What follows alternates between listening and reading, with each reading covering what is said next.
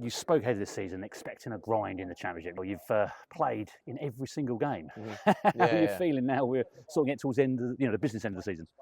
Yeah, no, for sure. I mean, I think it's been a long season, like we said, but I knew that coming into it. I knew it was going to be a long, kind of grueling season. I have a bunch of teammates that I played on with the national team that have played in the championship. So I think for me, it was just about, like getting here, like having my mentality right and just kind of grinding through the year and just letting my quality show through. So that's what it's been like. And, it's about staying healthy too. So staying on top of it.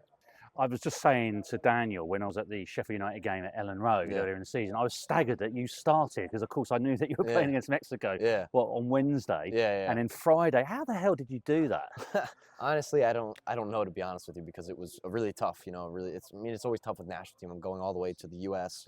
Back, and it's difficult, but I think I've been doing it for the last 4 years, being in Europe. So I'm used to it. I know how to handle it. And then it's just about, going into the game and just thinking, I'm just going to help the team the best I can. I might not be the sharpest on the day. I might not be this, but just going out there and doing the best I can. Can you just tell me how that was done then? So you were playing in Mexico. Yeah, I was playing in Mexico. Just because it's sort of a rough, I know you can't give the exact time. No, so just give the timeline. I can do a pretty good job of it. So we played in Mexico in, I think it was, what stadium was that in? I forget what stadium it is, but it was in altitude too. So it was also in altitude, so it was a tough game. We lost. We ended up losing that game, but I played 90-something minutes, and it was difficult. But then that night, I got on a private flight with a bunch of the other Americans, and we flew back that night, and I got back to, it was either London or Amsterdam. And in Amsterdam, I landed, and then I got a flight to then go to Leeds, and that was Thursday. And then I met everybody at training. And then Friday I played. So was it a private jet that was chartered? Just says a little bit about it with some other guys. Yeah, because all the guys need to get back for a lot of the games that weekend, and the best way is like the clubs chip in, the national team chips in, and it's really nicely set up in that way. So like all the guys can get back a day earlier. Right. So how were you feeling when you landed? Tired, because the time changes even more in Mexico, so it's definitely very difficult, but. Just mentally, just not thinking about it and just thinking, what's the best I can do to help the team and just keeping it like that. Yeah. So it was your intention to play in the Sheffield United game, just to actually start. So just tell us how it was. But I mean, you played almost 70 minutes, didn't you? And more importantly, how did you feel afterwards? Oh, dead, but I knew that if I can get through the game and, play at my level and get through it and then get to the next week and have some days to relax and sleep, I knew I could do it. So, just kind of going off of that and, just going off the way I've been playing all season and just keeping that confidence and I know that you spoke earlier about how some of your mates had told you how difficult the championship is, and they actually were complaining about the 2 games a week. Yeah. Is it mad? How have you been able to cope with it yourself on a personal level? Yeah, I mean, it's really hard, because, there's so many games. It's so, like, demanding, and I think that's the biggest thing is, like, you have so many games, it's demanding. You got to be at a high level all the time because we're Leeds, you got to be winning mostly every game, and getting results and getting winning points. So you got to be at your highest level all the time. So that's the thing that it's difficult because you don't have much time to recover before games. You got to be on it again for the next one. But I think at the end of the day, it's made me stronger. It's made me a better player. And I think mentally, I feel like I'm the best I've ever been. So. And your running stats are incredible. The amount of distance that you cover in matches. I think there was a game in the Premier League, actually, where at that stage of the season, you'd covered more distance in a game than anyone. Yeah. And you're replicating that in the Championship as well. How do you sort of keep that stamina? And because obviously it's like long distance running, really, isn't it? Yeah, no, I mean, for me, it's just like the part of my game that I've always had. I've always been someone that covers distance, is one of the hardest workers, but like it's just been always a part of my game. Like I can remember when I was little, I just always wanted to be busy. I always wanted to be on the ball. I always wanted to be making things happen, and that was me just covering ground. I don't notice that I'm covering ground, but it's just me covering ground because I want to have the ball at my feet. I want to make stuff happen. I want to help the team, so I think that's just the way I've always been. Now, I know the different leagues, and you've been playing in lots of leagues, actually. I mean, you've been very lucky in that sense. But how does the Championship compare to the Premier League? Like, obviously, you had a season in the Premier, now had a season, well, almost a season in the Champ. How do they compare?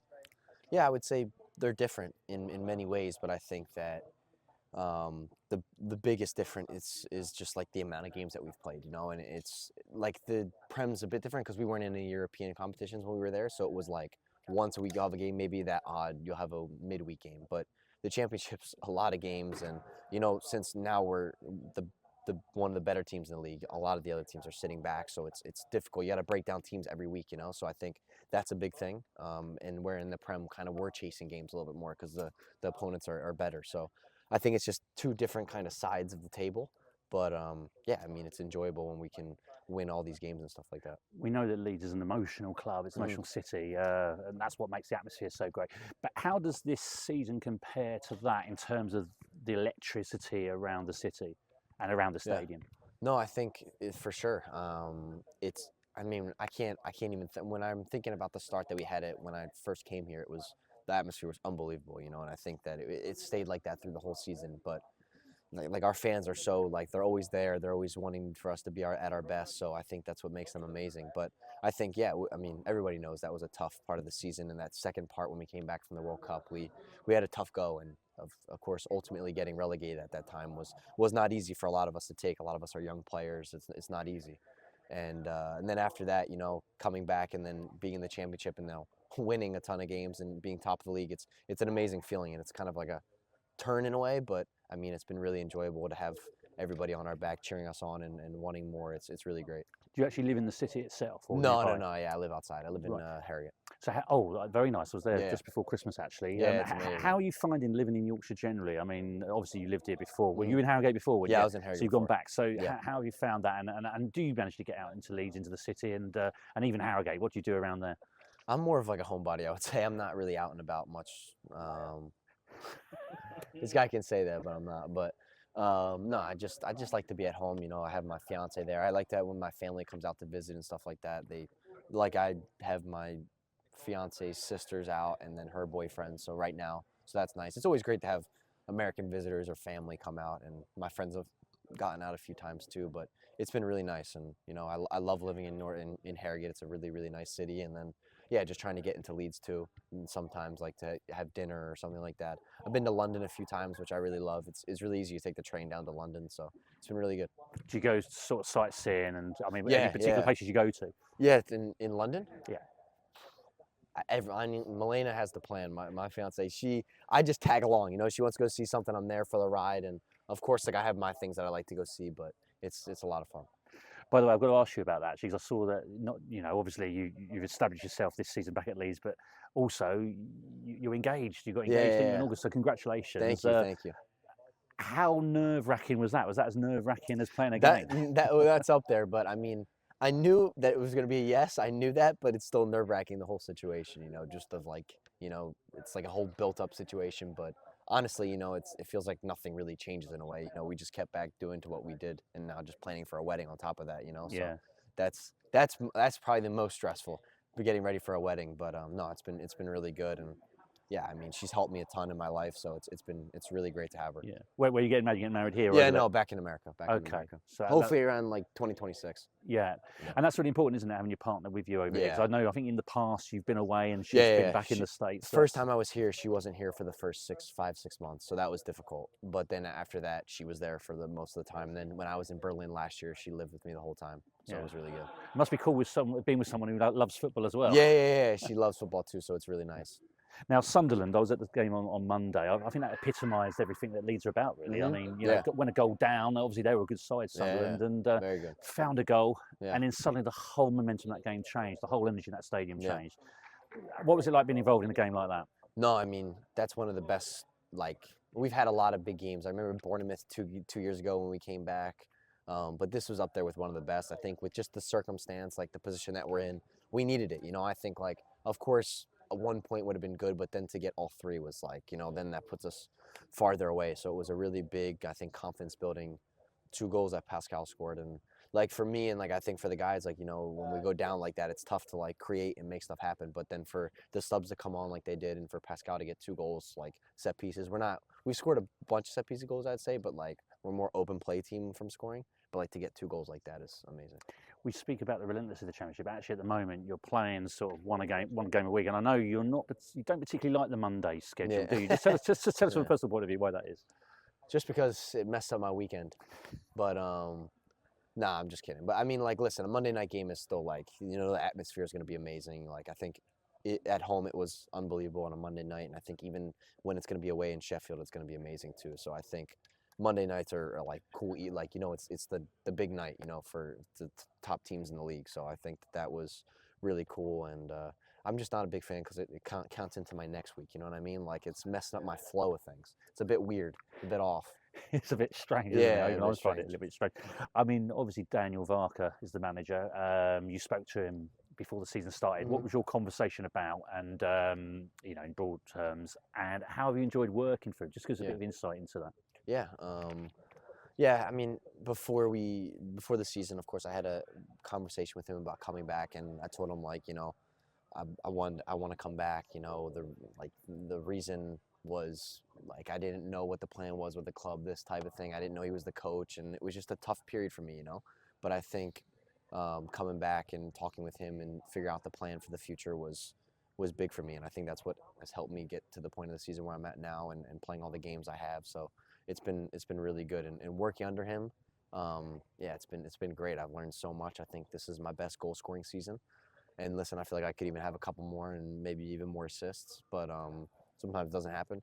But I mean, I want to keep scoring, I want to keep assisting, and I think he's helped me a lot with that, just being in and amongst the box. I have a lot of goals where I'm just kind of in the right place at the right time, and it's really good. I think I've learned a lot and about my positioning and creating, so it's been good.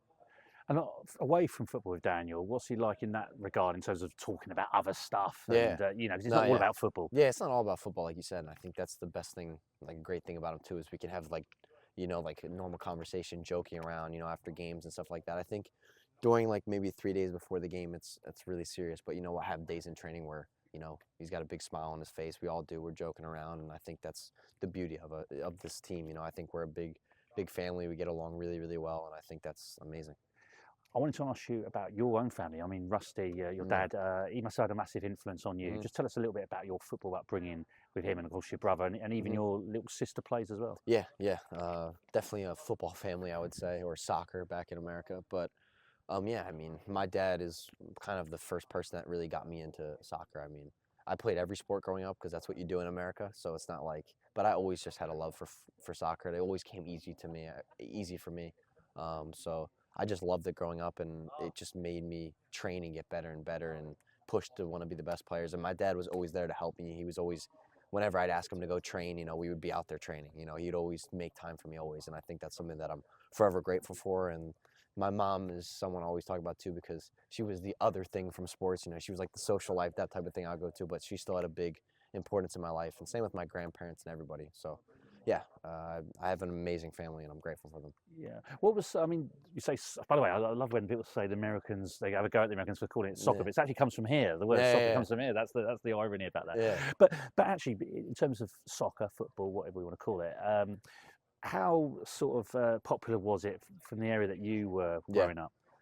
I wouldn't say massively popular, but we always had some good football or soccer players. I had one professional player that came from my town, and then not that many others, I would say, but it was more of in my town, it was a big baseball town, big American football town, not really huge on soccer, but I think we had a lot of talent. And I think my team and my brother's team and the teams after, I think it started getting better and better. And now it's become I think a little bit of more of a soccer town. But it's always been a little bit like that too. And actually, didn't you try lacrosse, baseball? Yeah, I and tried everything. Pretty all right at basketball, but maybe not to the level you are at soccer. No. No. They Red Bull wants to come get a video of me playing basketball, so maybe we can see from that video. But no, I like to play basketball. I like to play everything. So it's I'm with my friends. I always play baseball, football, basketball, everything. So I understand they call you the Munford Messi. That's quite an honour. Yeah, no, it is. But I think it just comes from, I think in my club in the Philadelphia Union, of course, I came through the ranks there, and as soon as I got into the first team, I think they gave me this nickname, and it's kind of just stuck with me ever since then. And of course, I got sold to Red Bull Salzburg, and then Red Bull Salzburg to here. So yeah, it's just kind of stuck with me, and I think the Philadelphia Union fans still use it a lot more than everybody else does, to be honest with you. When you came back, obviously, there was a lot of fans on social media who weren't happy because obviously you'd gone out on loan, you'd come back. So you had to sort of win them over. Was that something you were worried about when you came back, and how's that been? And obviously the fans love you now. Yeah. No, I think, I think for me it was, of course, it's tough when you come back and you have a lot of people that are doubting you, or you see stuff on the internet. But what I learned was I just stayed away from it, and I just tried not to focus on it, and I just focused on myself, because I am a people pleaser. I'm someone that I care about other people's feelings. I'm just like that. I've always been like that. I always like to make people happy, and I always want to prove to them how good I am. But I've learned like through the Prem season when I was here, even away at Union and first coming back here again, I think like I learned a ton, like just focusing on myself, believing in myself, and going to like 3 to 4 people in my family and my agent and listen to their opinion besides other people's opinions, and then just letting myself just work over the fans, you know, and just continue to be like that and put my head down and just continue to work. World Cup. How exciting is that to be hosting it in your home country? I mean, for us as Americans, you know, we can think back to the last World Cup. I always forget the year that we had it. You know what year was it? What was 94. it? 94, yeah, 94. England didn't qualify for that. Yeah, that's crazy. But like you can always think back. I mean, I don't remember it, but my dad always says how amazing it was and the vibe. I think that was really the kickstart for us in America for football or soccer. Like I think it really made everything kind of booming a little bit more. It got the MLS bigger. It got everything much bigger. So I think this one will only make it even bigger in America. So I hope that, you know, it's going to go as well as they say it is. But I think like it's gonna be amazing. You know, the stadiums that we have. You know, I think the buzz that it has too. I mean, it's a great place to travel to, as a lot of people know. It's easy to travel to. So I think that's what it's going to be amazing. So I think it's going to live up to expectations. Do you know my biggest memory of that? It was Diana Ross in the opening ceremony. The ball came to her. She has to kick it the goal. She missed the goal. So I suppose they've got to work on the opening ceremony. Yeah, the opening ceremony bit. Probably not choose that, but probably not choose that again. No. What's the expectation back home in terms of, you know, where you can get to in that tournament realistically? Yeah, I mean, I think the expectations are pretty high, to be honest with you. I think we know that we have a very talented group that can shock a lot of countries. I think we'll just continue to get better. I think we have a lot of guys playing at a high level now too, which is great. So I think we have to continue to stay at this level and continue to work extremely hard. But I think that it's looking up for us, and we're going to continue to develop more talents, and it'll be great. And of course, Pochettino's the manager. Can you just tell us a little bit about Poch? What's it like working for him, and how different he is from other managers that you work with? Yeah, I mean, I can't speak enough about Poch, and I've only had him for 2 camps, but I think he's an amazing coach. I mean, I've worked with him, like I said, 2 camps now, and every camp I've learned something, and he's just an amazing guy, amazing coach, and I'm just excited to learn more from him, to be honest. What have you learned from him, and how have you found him on a personal level, just with you? Yeah, I think it's difficult because, I mean, he doesn't see us on a day-to-day. That's the most difficult part, you know. It's not a club situation anymore where you're not seeing him day to day. So I only see him for maybe a week and a half, 10 days at most, and that's a very small amount of time to work on things. But the formation that we want to play, the way that he wants to play, it suits me, and that's what I like about it. And learning the position more, I still have to learn because I haven't been that much into camp with him. But as of right now, I really like the way that we're playing, the position that I'm playing. So it's good. Yeah, I mean, how awesome would it be if next season you're playing Premier League football for Leeds United and you end it by going to the World Cup? That sounds like a dream year to me. Oh yeah, it would be amazing. I mean, for me, it's to play for the national team at the highest level, and then I mean, help Leeds the best I can, you know. And I think playing in the Premier League will only elevate my level and help my chances of playing even more in the national team. And when you get married? 2026, I think, right before the World Cup. Yeah, hopefully that's the plan right now. But it'll be good. It'll be the best summer ever.